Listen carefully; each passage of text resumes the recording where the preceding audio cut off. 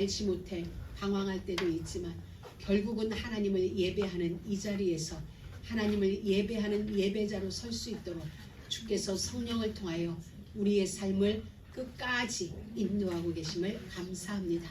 오늘도 말씀을 들을 때에 하나님이여 우리의 각 심령에게 깨닫는 은혜를 허락하여 주셔서 말씀을 통하여 깨달아지는 귀한 은혜를 허락하시고 그 깨달음의 모든 말씀들이 결국은 우리의 삶의 내용이고 우리의 인생이 되어질 수 있도록 축복하여 주옵소서. 예수님의 이름으로 기도드립니다. 오늘 우리는 출애굽기 5장을 보게 됩니다. 5장을 보기 전에 구약 시대 가나안 땅에 오늘날로 이스라엘 땅이죠. 이스라엘 면적은 대한민국의 강원도보다도 조금 작다고 그래요. 그러니까 어느 정도로 표현하냐, 우리 폰타나만하다고만 보면 대략적으로 그 정도 되지 않을까요? 이스라엘은 그렇게 작은 나라예요. 그 나라에 하나님은 오늘 출애굽하는 이스라엘 백성들을 43년 후에 그 가나안 땅에 정착하게 하세요. 그래서 땅을 12지파에게 고루 분배를 해주고 나서 맨 처음 하나님이 하신 제도가 뭐냐면 도피성 제도였어요. 그래서 그 가나안 땅에 도피성을 6군데를 만들어 놓고 성이에요. 오늘날로 말하면 캐슬. 근데 조그만 성이 아니라 한 군락이 되어질 만큼 조금은 큰 그곳을 정해셔 놓고 하나님이 이렇게 말씀하신 거예요. 부지 중에 살인한 자들, 고의적 살인이 아니라 계획된 살인이 아니라 어떻게 하다 보니까 살인이 된 거예요. 오늘날로 표현하면 법정용어로 우발적 살인이죠. 우발적 살인을 한 자들은 살인한 것이 인정이 되면 그 순간부터 달리기를 시작하는 거예요. 달리기를 시작해서 가나안 땅에 있는 6성 중에 어느 한 성이라도 들어가면, 도피성 안으로 들어가면 그는 면하게 돼요. 죄에서 면책을 받아요. 구약시대는 왜냐면 눈은 눈으로 이는 이로 갚는 시대에 있기 때문에 살인을 한 자는 죽어야 되는 게 마땅한 거예요. 그 법 아래에 있는 그들에게 하나님은 한 가지 살 수 있는 길을 열어놓으셨는데, 누구든지 부지 중에 고의적 살인 말고 부지 중에 우발적으로 살인이 된 자는 도피성으로 도망가라는 거예요. 그러면 도피성 안에 있으면 누구도 잡지 못해요. 세상에 어떤 권력가가 와도 도피성 안에 있는 자는 잡아낼 수가 없어요. 왜? 그는 세상법 위에 있는 하나님의 법의 보호를 받고 있기 때문이에요. 그래서 예전에 한국에서 80년대에 대학생들이 데모를 많이 할 때 경찰들이 최루탄을 쓰고 경찰들이 포섭 잡기 위해서 그 데모대를 진압하는 과정에서 이들이 어디로 숨냐면요, 종로 성당으로 전부 숨어요. 성당 안으로 가면 성당 안으로 못 들어가요. 경찰 공권력이 들어갈 수는 없는 데가 어디냐? 교회, 성당은 공권력이 못 들어가요. 와도 현재 예배 중에 있는 자들은 잡아갈 수가 없어요. 그건 예배 방해죄로 걸려요. 그들이 불법인 거예요. 그래서 한국 같은 경우는 종로 성당은 또 천주교 파워가 센 데니까 거기는 경찰이 못 들어가는 거예요. 그래서 이들은 실컷 데모하다 어디로 뛰냐? 성당으로 뛰어가거든요. 그와 마찬가지로 도피성으로 도망가면 돼요. 근데 그럼 언제까지? 도피성에서 죽을 때까지? 아니고요. 그게 아니라 이들이 공식적으로 재판을 받을 수 있는 길을 열어줘요. 나는 이걸 살인을 하려고 한 게 아니라 어떻게 하다 보니까 살인이 된 것이다 라는 것이 이들이 합법적으로 재판을 받아서 고의적 살인이 아님을 인정된 재판이 될 때까지 그들은 그 안에 살 수 있고요. 또 하나는 이들이 이 성에 있는 대제사장, 레위지파 중에 제사를 지내는 대제사장이 죽으면 이들은 고향으로 돌아갈 수 있어요. 무죄 석방이 되는 거예요. 그러니까 제사장의 죽음하고 맞바꾼 게 뭐냐면 사면권이에요. 오늘날 대통령이 즉위할 때 대통령 임직과 아울러서 특별 사면권이 있죠.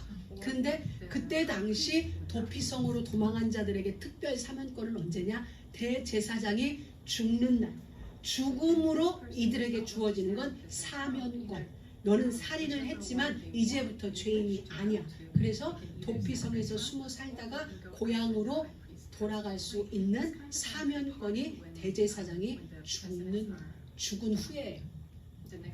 하나님은 이 도피성을 통해서 우리에게 뭘 알려주냐면 예수 그리스도가 우리 인생들에게 영원한 도피성이라는 거예요.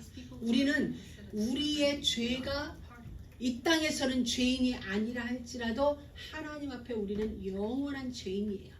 로마서에 기록된 걸 보면 모든 사람이 죄를 범하였으며 모든 사람이 죄를 범하였으며 우리 모두는 죄인으로 태어나고 죄인으로 살아가고 있어요. 누군가 우리 죄를 사면해 주지 않으면 우리는 심판대를 거쳐 지옥에 갈 수밖에 없는 거예요.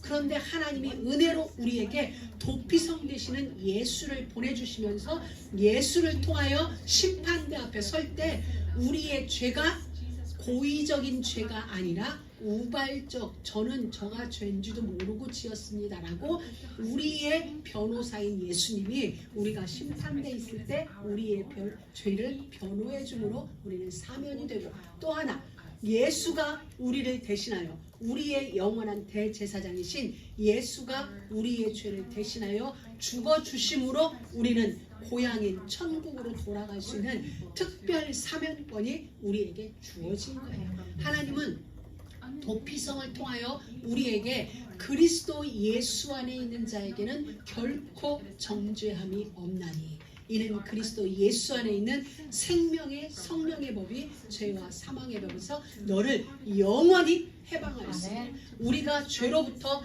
영원히 사면되어졌음을 선언해주고 있는 게 십자가예요. 그래서 도피성은 바로 우리에게 십자가로 말미암아 대제사장이 죽으신 십자가로 말미암아 우리에게 영원한 사면권이 주어졌음을 말씀해주고 있는 것입니다.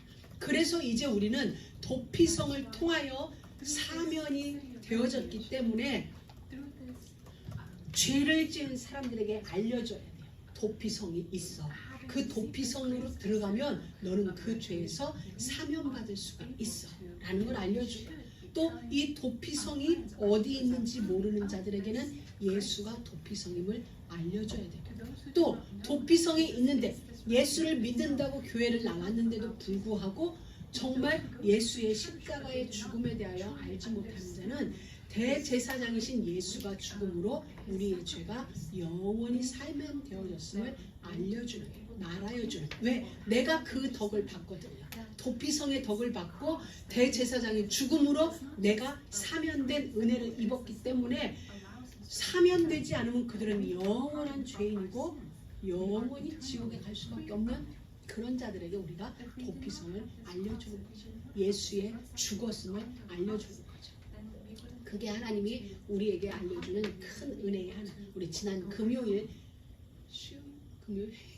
수요일 하나님이 우리에게 주신 메시지입니다. 오늘 출애굽기 5장은 이런 거예요. 언뜻 보면 별 크게 의미 부여하지 않고 넘어가도 문제가 되지 않을 그런 게 오늘 출애굽기 5장이에요. 근데 출애굽기 5장에서 우리가 봐야 될 게 뭐냐면 이런 거예요. 출애굽기 전체 내용은 하나님의 명을 받은 모세가 아론과 함께 드디어 두려워했던 자기가 두려워서 도망가야만 했던 그 바로 앞에 서서 하나님이 전달하라 한 미션을 수행하는 장면이 오늘 출애굽기 5장이에요. 그래서 하나님이 하라고 하신 말씀을 전달했는데 결국 되돌아온 것은 너희들이 아직 시간이 많구나, 아직 에너지가 남아 도는구나, 그러니까 광야에 가서 제사 지내고 온다고 그러지. 알겠어, 너희들 남아도는 힘을 내가 더 해줄게 해서 이들의 고통이 가중된 거예요. 노역이 가중됐어요.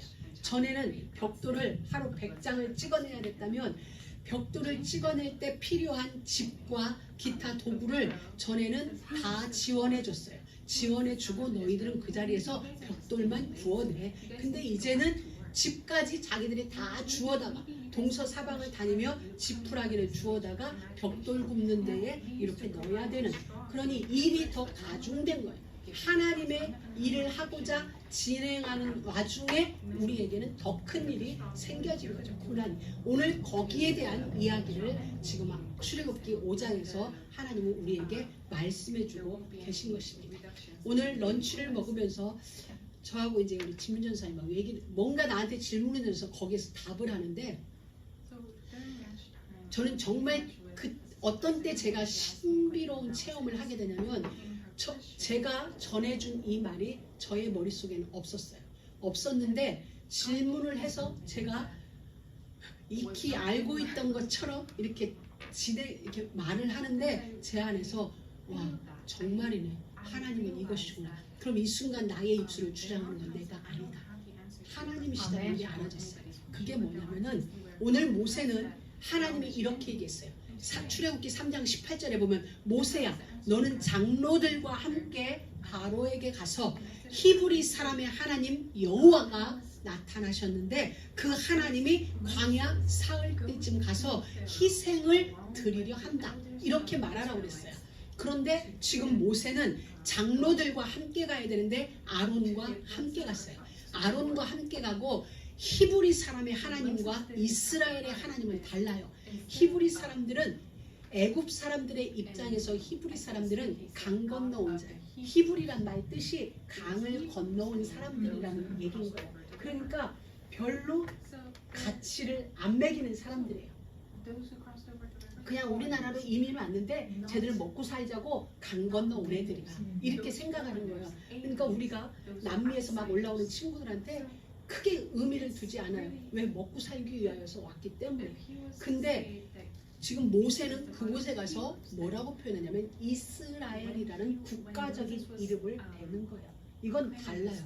지금 하나님은 히브리라고 얘기했는데 모세 자체는 의미를 두기 시작한 거예요. 이렇게 모세는 작은 일에 미스를 한 거예요. 작은 일에 내 생각을 포함해서 하나님이 이르기를 이라고 말을 한 거예요.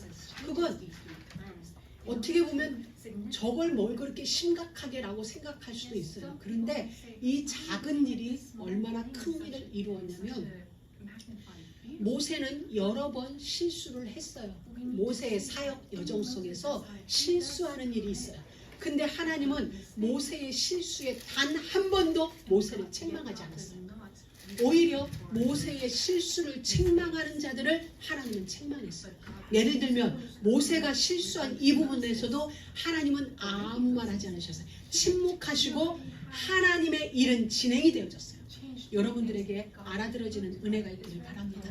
모세는 실수했는데 그것과 관계없이 이 일은 모세의 일이 아니라 하나님의 일이기 때문에 전능하신 힘 있는 일을 이루실 수 있는 하나님의 일이기 때문에 하나님의 일은 모세의 실수와도 관계없이 진행이 되어졌어요. 진행되어지는 하나님의 일 속에 모세의 실수가 중간중간 있었어요.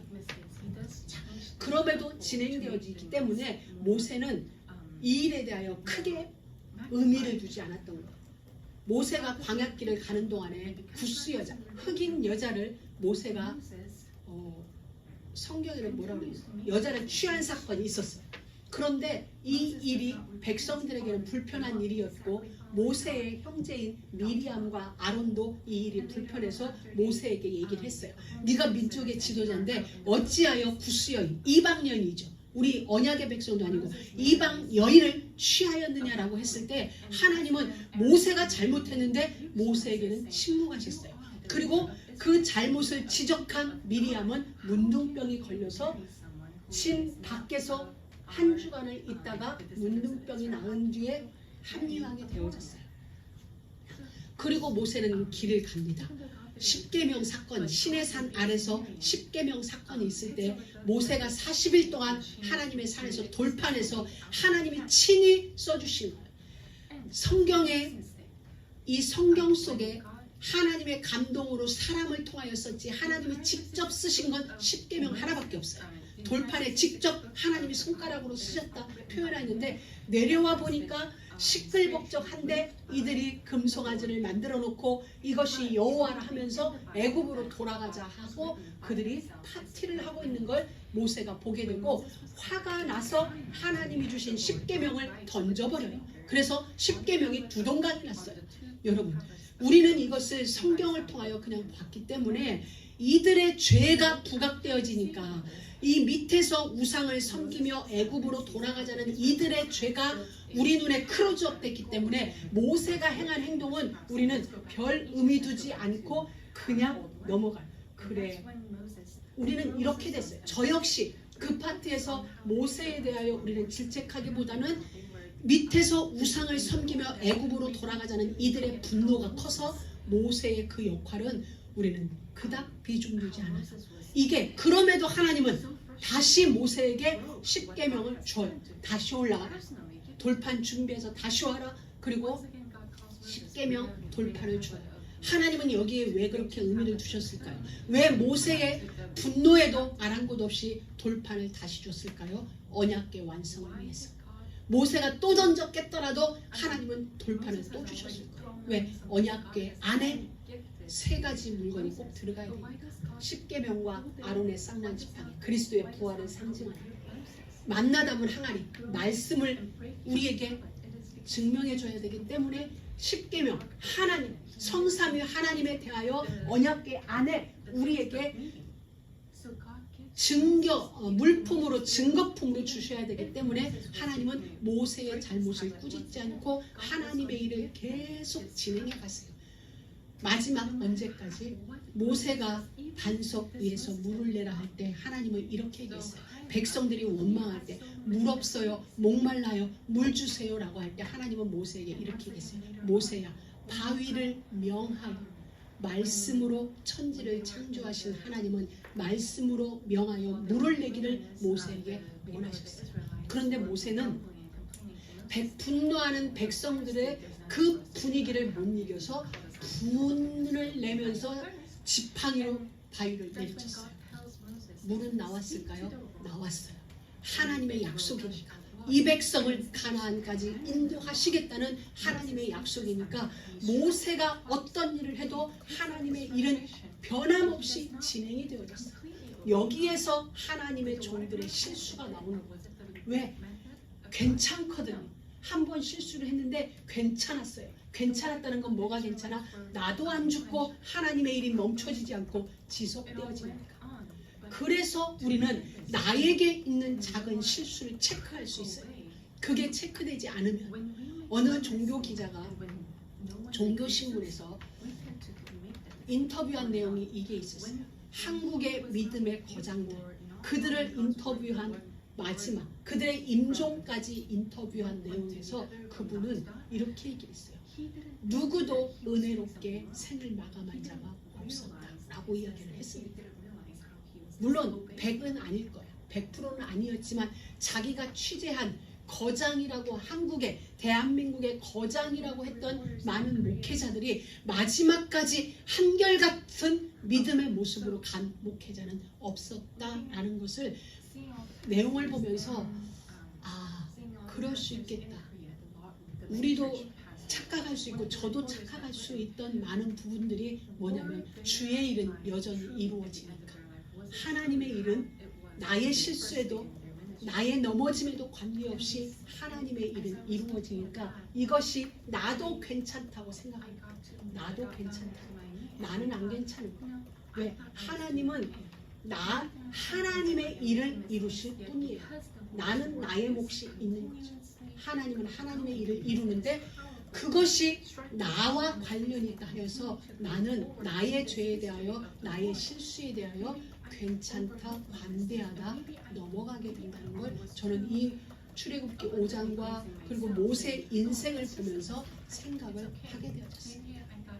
사랑하는 믿음의 가족 여러분, 좀 무거운 듯한 이야기지만 우리들의 작은 실수를 용납하면 안 됩니다. 물론 우리는 힘이 없어서 실수해요. 우리는 힘이 없어서 그러지 말자 하면서도 예수 부족 현상으로 인하여 분도 내고 우리는 어떤 일도 하게 됩니다.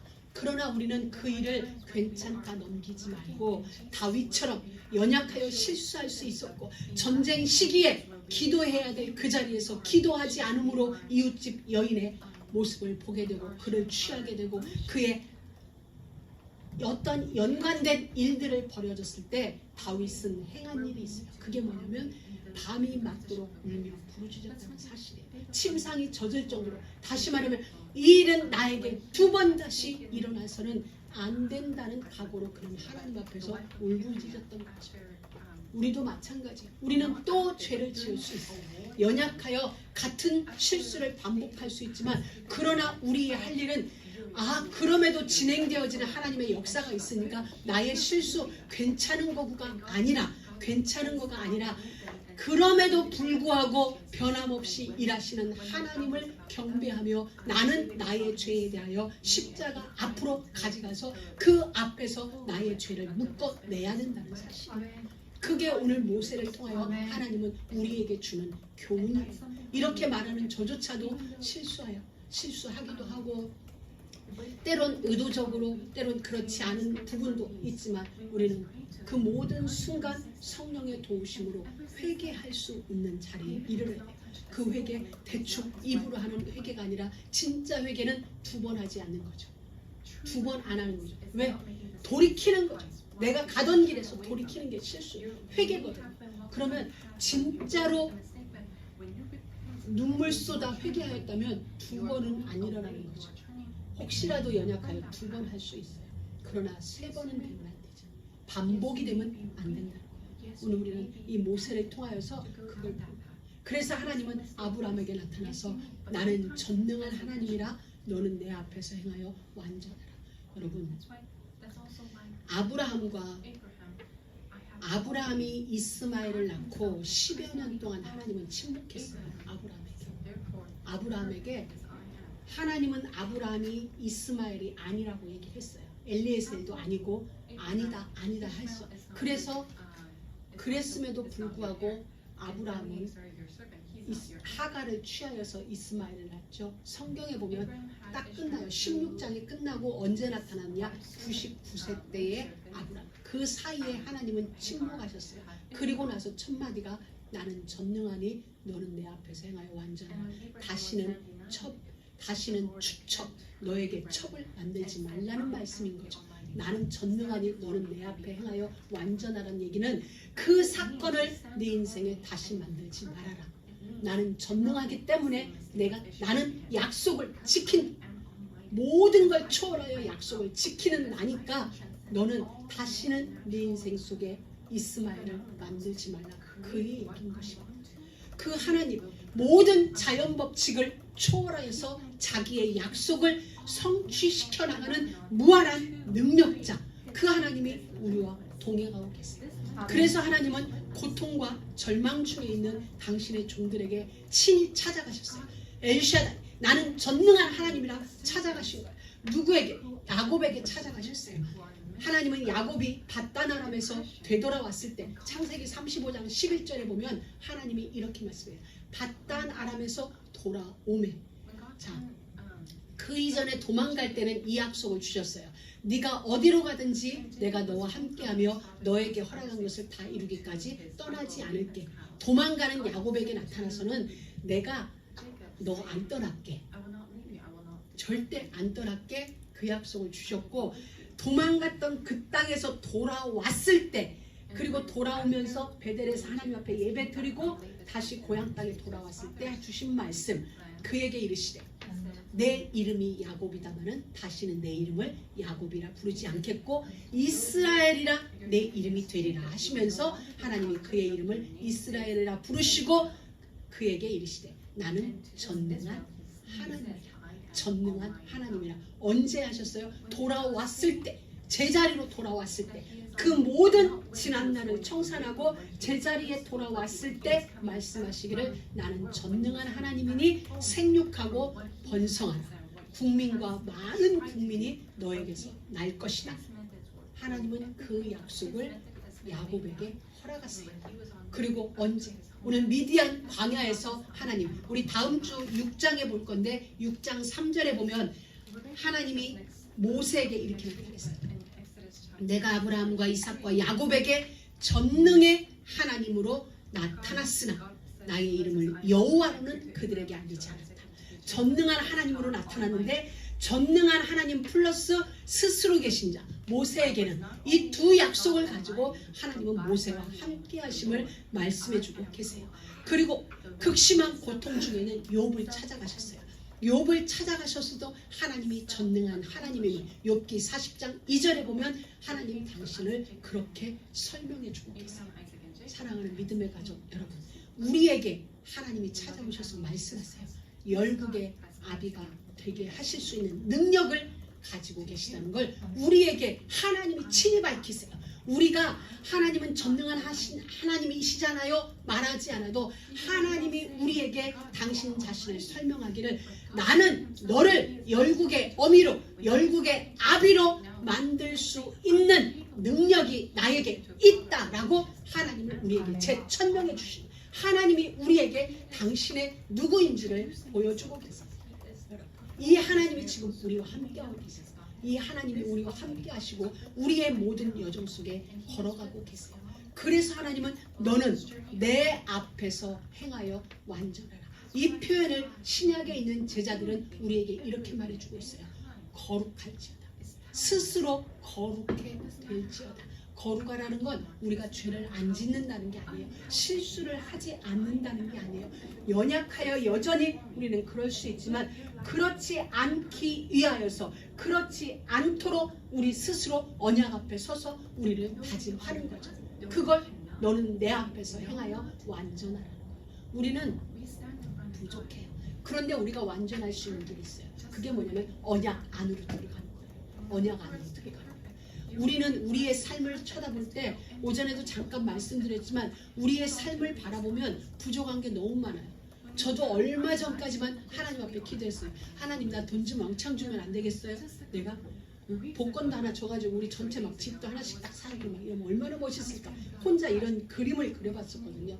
그런데 출애굽기에 들어오면서 지팡이를 던지라 그러는데 네 손에 든 지팡이를 던지라 그러는데 내가 하나님 앞에 잠시 얘기했던 그것이 부끄러운 거예요. 그리고 가만히 보니까 그래 영주야 너 하나님이 함께 하는데 그래 네 생각은 걔네들 집 하나씩 다 사주면 너무 좋겠지. 그런데 하나님 그들에게는 그들의 시간표가 있어. 하나님이 친히 할 거야.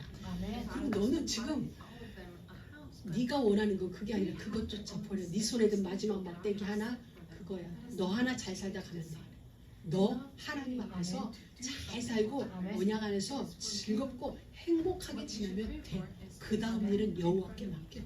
내일의 믿음은 내일로, 내일의 염려는 내일로 맡기고 오늘 너의 삶에서 그리스도의 완전한 겁니다. 이러다 보니까 그럼 이제 출애굽기 와서 이제 그게 이제 나는 그래도 끝까지 안 놓고 하나님한테 요만큼씩 타면 그래도 하나님 나한테 얼마만큼은 이렇게 막 하는 거예요. 근데 그게 내 안에 이렇게 접어오면서 그조차 다 놓아지면 그게 뭔 소용이야. 지금 나를 경영하시는 하나님의 시간표 속에 오늘의 나는 완전한데 나는 아직도 부족하다고 느끼다는 건 내가 지금 사단의 참소에 속은 거다. 사단이 하나님이 참으로 먹지 말라 하시더냐 라고 말한 그 참소 속에서 선악을 알게 하는 나무의 실과를 보니 보암직도 하고 먹음직도 하고 지혜롭게 할 만큼 탐스럽다. 이미 나는 하나님이 충분한 지혜를 주셨는데 충분히 먹고 살게 되는데 충분한데 뭐가 그리 보암직하고 먹음직하고 지혜롭게 할 만큼 탐스러울까. 그건 육신이 되어진 눈인 거죠. 그래서 우리는 이 싸움인 것 같아요. 내 육신의 눈 여전히 부족한 것 같고 보암직한 게 있고 먹음직한 게 있고 지혜롭게 할 만큼 탐스럽게 한 게 여전히 내 안에 있는 거죠. 그런데 우리가 약간 정신을 놔버리면 그러니까 정신을 약간 내 정신을 놓고 있다 보면 하나님의 정신이 나를 주장할 때는 그렇지 지금의 하나님의 시간은 하나님으로 완전하고 하나님으로 충분한 그러다 정신을 차리면 모자란 게 보이고 그러니까 여러분은 정신 차리지 말고 언약의 정신으로만 있으면 되는 거예요. 하나님이 그래서 오늘도 우리와 동행하시는 하나님은 전능하신 하나님이세요. 그 전능하신 하나님과 함께 여러분의 시간이 경영되어지는 은혜가 있길 바랍니다.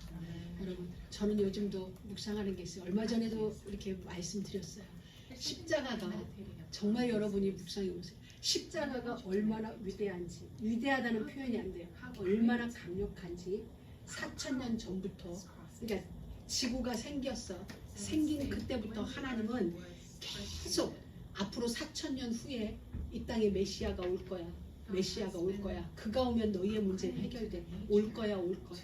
창세기 시대에도, 노아 시대에도, 아브라함 시대에도, 포로 시대에도, 말라기 시대에도 하나님은 지속적으로 얘기한 게 뭐냐면 메시아를 보낼 건데 그가 피 흘려 죽을 거야 라는 그 약속만 멀리서 보고 온 거예요. 그림자만. 실세는 안 왔어요. 그림자만 계속 보고 왔는데 그림자를 보고 살아온 자들도 시대의 최고자가 된 거예요. 시대 서밋이 된 거예요. 모든 시대의 모든 상황에 하나님은 으뜸이 되게 만드셨어요. 실제가 아니라 약속만 붙잡고 왔는데, 그리고 그 후로 2000년, 그리고 그 후로 예수 재림할 때까지 십자가는 우리에게 강력한 은혜가 되고 힘이 되어서 우리의 삶을 끌고 갔어요.